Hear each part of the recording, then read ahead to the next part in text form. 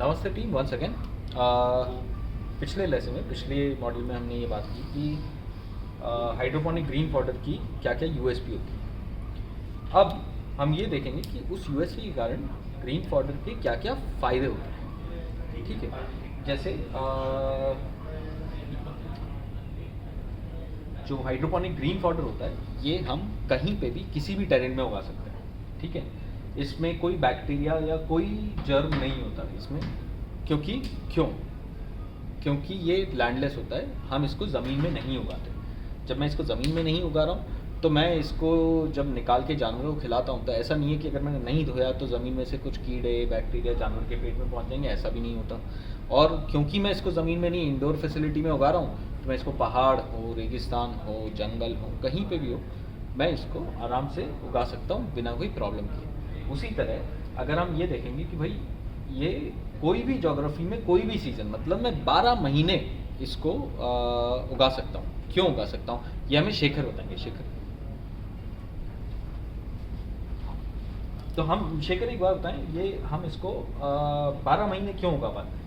हम इसको 12 महीने इसलिए उगा सकते हैं क्योंकि पहली बात ये जो हम पाउडर बनाते हैं ये 5% जो वाटर होता है उसको कम यूज़ करके बनाते हैं। करेक्ट, क्योंकि 12 महीने में अपना सबसे बड़ा प्रॉब्लम यही होता है कि कोई महीने में मेरे पास पानी होता है, कुछ महीनों में मेरे पास पानी नहीं होता। सावन में मेरे पास पानी हो जाता है, गर्मी में मेरे पास पानी नहीं होता। कई सारी ज्योग्राफीज, अब जैसे राजस्थान है वहाँ पे बिल्कुल भी पानी नहीं होता, या फिर पहाड़ है वहाँ पे पानी होता है लेकिन वो पानी बह जाता है, ज़्यादा टिकता नहीं है, तो इट्स वेरी डिफिकल्ट। उसी तरीके से ये एकदम केमिकल फ्री होता है। ये केमिकल फ्री कैसे होता है शेखर? केमिकल फ्री इसलिए होता है जैसे कि हम लोगों ने पहले स्लाइड में बताया कि हमारा ये इंडोर होता है, हम इसमें बिल्कुल भी लैंड का यूज़ नहीं करते हैं। तो जब लैंड का यूज़ नहीं होता है तो उसमें रसायन नहीं होता है, इसलिए वो केमिकल फ्री होता है। एग्जैक्ट। तो जैसे इनके बोलने का ये मतलब है कि अगर मैं लैंड यूज़ नहीं कर रहा हूँ तो मैं इसमें फर्टिलाइज़र भी नहीं डाल रहा हूँ, मैं इसमें डाल रहा हूँ सिर्फ पानी। मैं इसमें फर्टिलाइज़र नहीं डाल रहा हूँ। मैं फॉर एग्जांपल जो नकली दूध आता है उसमें यूरिया होती है, वो यूरिया से बनाते हैं, उसमें यूरिया होती है।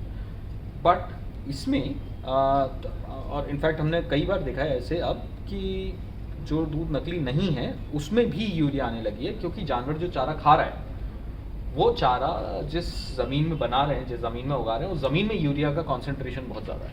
तो इस कारण वो कॉन्सेंट्रेशन जानवर की बॉडी में जमा होने लगता है, जिससे उसकी किडनी, उसके पेट, हर जगह कुछ ना कुछ प्रॉब्लम्स चालू हो जाती हैं। जानवर पूरी तरह से हेल्दी नहीं रह पाता।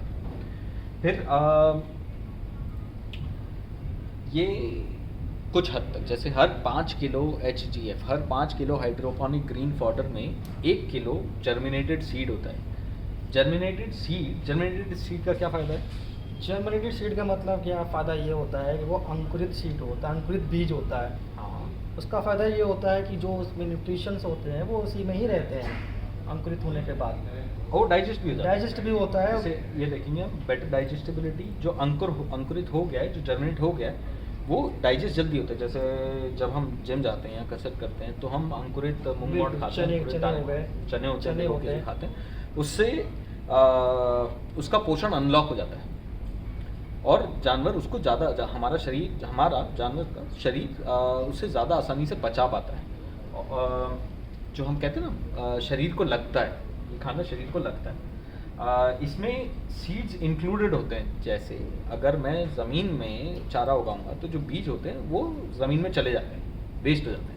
इसमें 1 किलो बीज, और हर 5 किलो हाइड्रोपोनिक ग्रीन फॉडर में 1 किलो बीज भी इंक्लूडेड होते हैं। ये बीज जर्मिनेटेड होते हैं, ये बीज गले हुए होते हैं। तो मतलब गले हुए से क्या फ़ायदा हुआ? गले हुए से फ़ायदा हुआ, जो हमारा जानवर है जो उसको यूज़ या खा रहा है उसको ईजिली डाइजेस्ट हो जाता है। हाँ, तो ये एज इट इज़ निकल नहीं जाता, ये पूरे डाइजेस्ट हो जाते हैं और जानवर की बॉडी इसको पूरा यूज़ अब्जॉर्ब कर लेती है अपने तरीके से, अपने बॉडी के हिसाब से। एग्जैक्ट।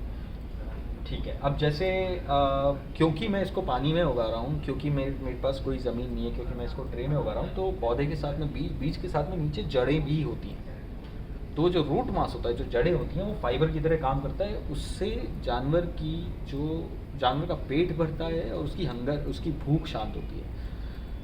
पाचन क्रिया उसकी बढ़ जाती है, उसको भूख लगती है, वो खाता है और उससे उसको दूध देने का जो उत्पाद होता है वो 5 से 10% बढ़ जाता है। नेक्स्ट हम जाते हैं इसका जो अगला फ़ायदा होता है, क्योंकि अब जैसे हम बात कर रहे हैं कि इसकी डाइजेस्टिबिलिटी ज़्यादा अच्छी है, इसमें ज़्यादा अच्छा न्यूट्रिशन है, तो कहीं पे भी अगर जानवर न्यूट्रिशन ज़्यादा अच्छा खा रहा है और उसमें फाइबर अच्छा है, उसकी डाइजेस्टिबिलिटी अच्छी है, तो ऑब्वियसली उसकी हेल्थ इंक्रीज हो जाएगी, हेल्थ अच्छी हो जाएगी। हेल्थ अच्छी हो जाएगी तो उसका फर्स्ट इफेक्ट जो होता है, जो पहला इफेक्ट होता है वो उसके दूध पे दूध पे पड़ता है। क्योंकि जानवर जो खाता है 2-3 दिन में दूध भी उसी से प्रोड्यूस होने लगता है। तो मेरे दूध में 10 से 12% मिल्क क्वांटिटी बढ़ जाती है और 3 से 5% फैट और SNF इंक्रीज हो जाता है।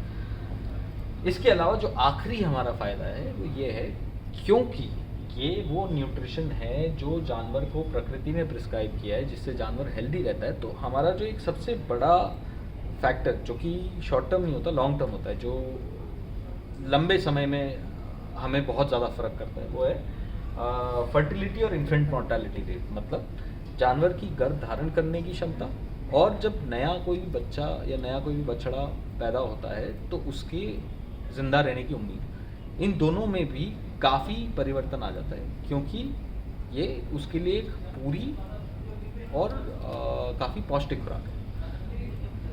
क्योंकि फर्टिलिटी में बहुत ज़रूरी होता है कि वो न्यूट्रिशन चारा ही खाए, क्योंकि जैसा वो चारा खाएगा वैसे उसका बछड़ा या बच्चा होगा हेल्दी।